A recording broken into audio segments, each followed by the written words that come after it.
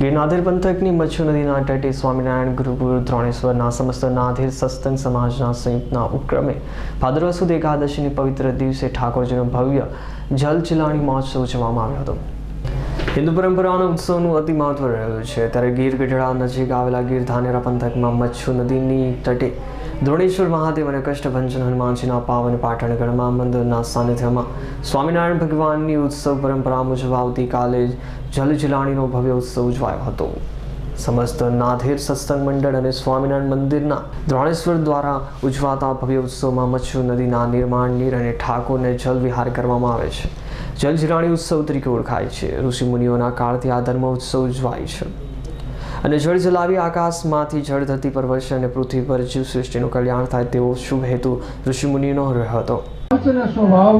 આજનો જલ જીવન જે કાર્યક્રમ છે સોમનાથ જિલ્લાના એક મંત્રી તરીકે આજે હું આ જે પ્રસંગ છે આ પ્રસંગ એવો અદ્ભુત પ્રસંગ છે કે બહુ પૌરાણિક આજે 3 નદીઓનું સંગમ અને 3 મંદિરોનું સંગમ દ્રોણેશ્વર મહાદેવનું મંદિર હતું આજે સ્વામિનારાયણ ભગવાનનું મંદિર સાથે હનુમાનજીનું મંદિર છે।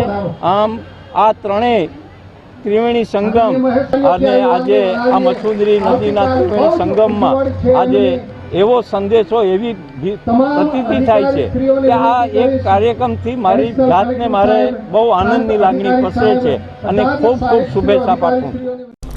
ગીર ગઢડા નજીકના રમણીય સ્થળે દેવાધિદેવ મહાદેવ દ્રોણેશ્વર મહાદેવ કષ્ટભંજન હનુમાનજી મહારાજ અને સ્વામિનારાયણ ભગવાનના પવિત્ર મંદિરો આવેલા છે અને આ ત્રિવેણી સંગમના સાનિધ્યમાં ઉજવાયેલા ભવ્ય ધર્મોત્સવમાં રાજ્ય સરકારના પ્રતિનિધિ એવા નાગરિક ઉડ્ડયન મંત્રી જસાભાઈ બારડ ઉપસ્થિત રહ્યા અને ધન્યતા અનુભવી હતી। બધા જિલ્લા કલેક્ટરોને 10 કરોડ રૂપિયા સુધીની ગ્રાન્ટ એ આવા સ્થાનો એ તીર્થસ્થાનને જોડતા પણ હોય અને પર્યટનને જોડતા પણ સ્થાનો હોઈ શકે, પણ અહીંયા તો આ એક તીર્થસ્થાન જેવું સ્થાન છે પાંડવોના વખતનું અને એટલે એના વિકાસ માટે અહીંયા ઘાટ બને, દ્રોણેશ્વર મહાદેવનું પણ સરસ પુનરુત્થાન થાય।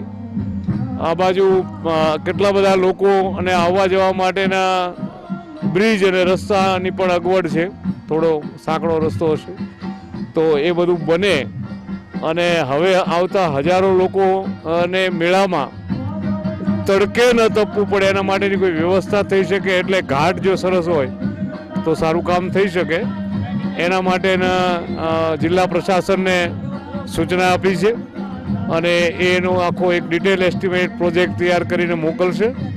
એના ઉપર પછી રાજ્યનો યાત્રાધામ વિભાગ અને મંત્રાલય એને મંજૂરીની કાર્યવાહી કરીને આ કામને આગળ વધારશે। મને શ્રદ્ધા છે કે અમારા આ પદને આ સુંદર તીર્થના વિકાસ માટે પ્રભુ નિમિત્ત બનાવે। બહુ જ આજે ફરીથી ખુશી વ્યક્ત કરું છું કે અહીંયા આવવાનું મળ્યું। ગિરનારના પવિત્ર ધર્મસ્થાનમાં ઠાકોરજીના જલવિહારમાં યોજાયેલા આ ભવ્ય ધર્મોત્સવના રાજ્યના પૂર્વ ગૃહમંત્રી અને હાલના રાજ્યના પવિત્ર યાત્રાધામ વિકાસ બોર્ડના ચેરમેન પદે સેવા આપતા મહેન્દ્રભાઈ ત્રિવેદી, જિલ્લાના સાંસદ રાજ્ય ચુડાસમા સહિતના પદાધિકારીઓ ઉપરાંત જિલ્લાના નિવાસી collector Parimal Pandya, deputy collector Limbasha સહિતના અધિકારીઓ પણ ઉપસ્થિત રહ્યા હતા અને તીર્થધામના વિકાસ માટે આગામી દિવસોમાં વિકાસ યોજના ઘડશે અને અંતર્ગત રાજ્યના તમામ જિલ્લા કલેક્ટર અને રાજ્ય સરકાર તરફથી યાત્રાધામના વિકાસ માટે ફાળવેલા 10 કરોડની ગ્રાન્ટમાંથી વિકાસ યોજના ઘડીએ અમલવારી કરવામાં આવશે। જિલ્લાણીના ધર્મોત્સવ પ્રસંગે દ્રોણેશ્વરમાં રાજકીય સામાજિક સ્તરના પદાધિકારીઓ અને વહીવટી તંત્રના અધિકારીઓ સહિત બહોળી સંખ્યામાં ભાવિકો ઉપસ્થિત રહ્યા હતા।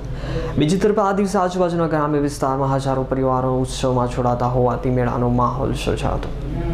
રાકેશ પરડવાનો report, S9 news, Gir Somnath.